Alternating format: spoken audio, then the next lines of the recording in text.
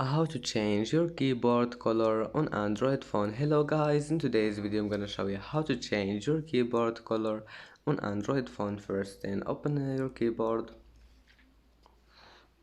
and then just click here to get more options, and then you will find themes. Just click on themes and then just click this one to add any theme you want. And as you see here, you can change any keyboard. Just click on it and then click download, and that's it. As you see, the color have been changed, and that's how to change your keyboard color on Android phone. And that's it for today's video.